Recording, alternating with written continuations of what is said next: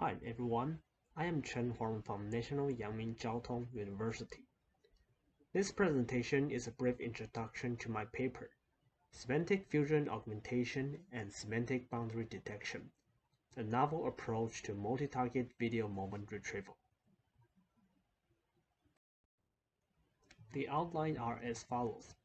I'll start with an introduction to the task of this paper, followed by a related work and its major drawback.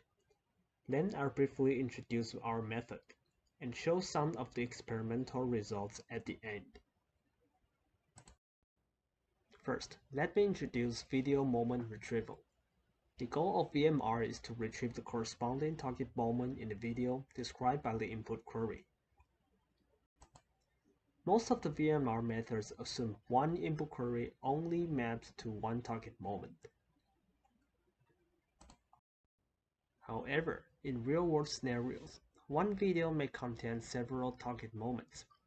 Therefore, one-to-many mapping is a more practical assumption than previous one-to-one mapping.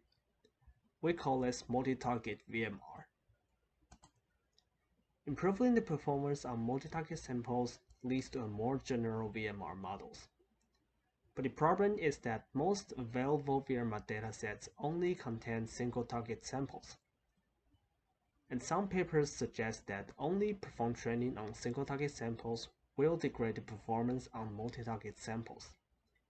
This means how to improve the multi-target performance using the available single-target samples is the challenge.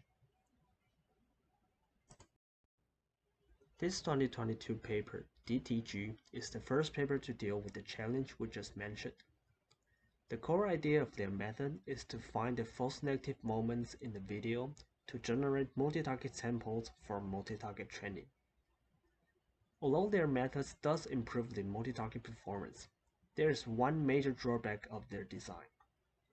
Not all videos contain false negative moments. Hence, their design only works for some cases. This is the model architecture of our method. I will briefly explain the novel designs of our method in the following orders. First, the semantic fusion augmentation. Second, the intra-video contrastive loss. And third, the semantic boundary detection. First, let's talk about semantic fusion augmentation. Instead of using the false negative samples, our method uses augmentation to generate pseudo-target label to form a multi-target sample. Specifically, we use feature-level mix-up augmentation with a 9:1 ratio to blend the moment feature.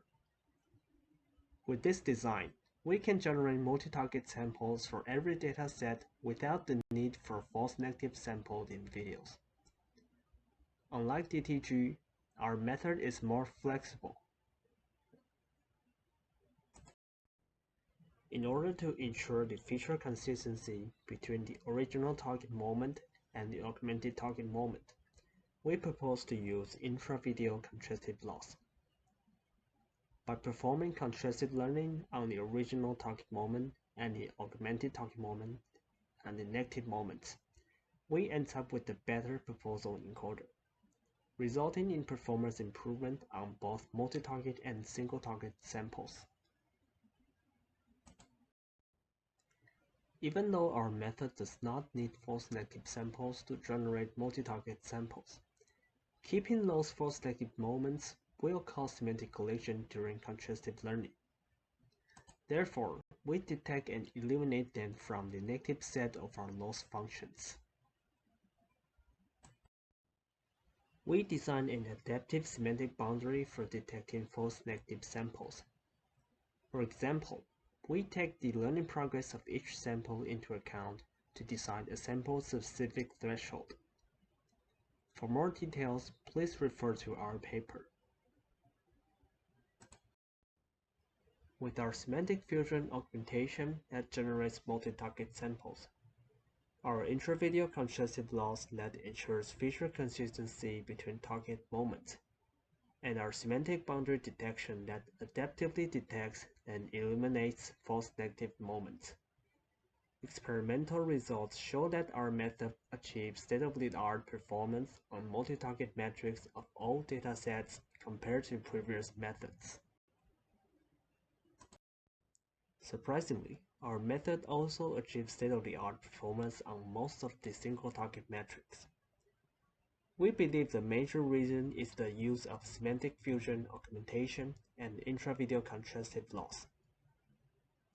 By combining these two modules, a better proposal encoder can be learned, just as the self-supervised learning in image domain.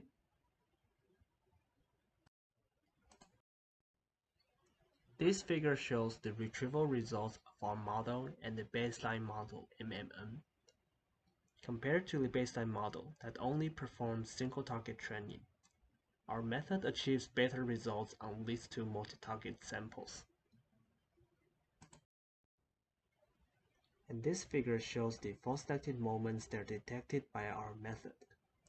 We can see that the detected false-selected moments does correspond to the input query.